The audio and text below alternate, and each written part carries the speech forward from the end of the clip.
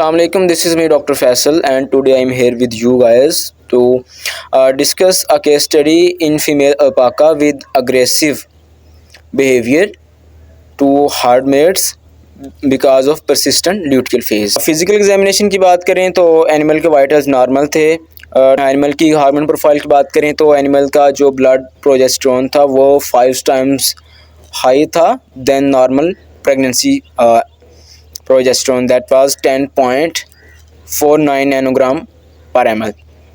Testosterone was 0.01 nanogram पर ml।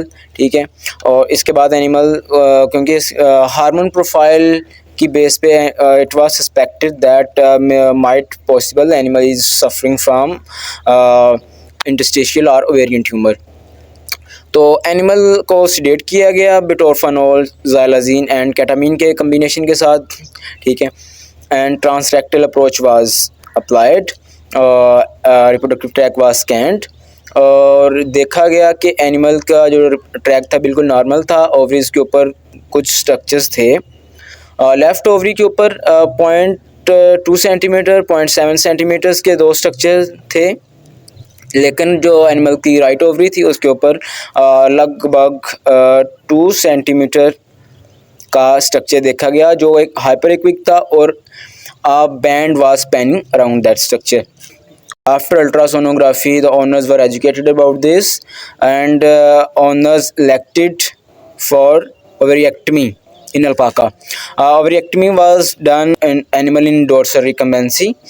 Laparotomy was done, and animal was sedated with the same combination of drugs as in ultrasonography, and general anesthesia was maintained with isoflurane and oxygen supply.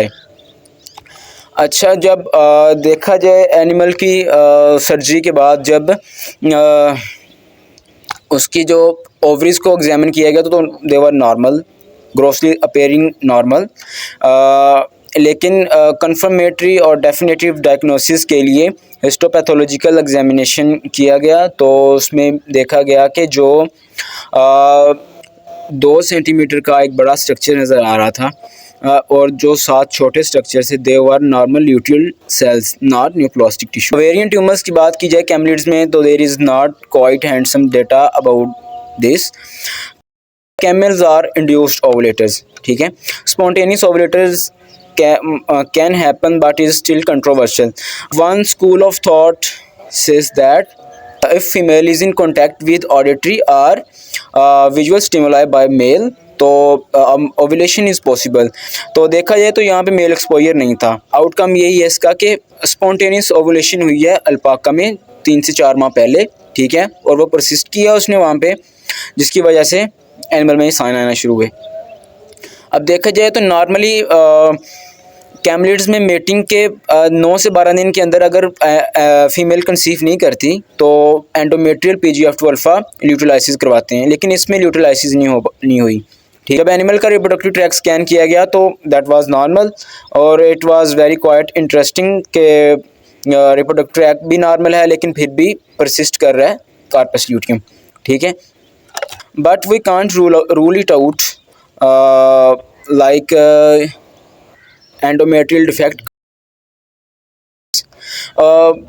After surgery female alpaca was recovered within 4 months और इसके बाद recovery के 3 से 4 माह बाद animal को euthanised कर दिया गया था क्योंकि वो किसी वजह से रिकम्बेंट और एनोरेक्सिक हो गया था।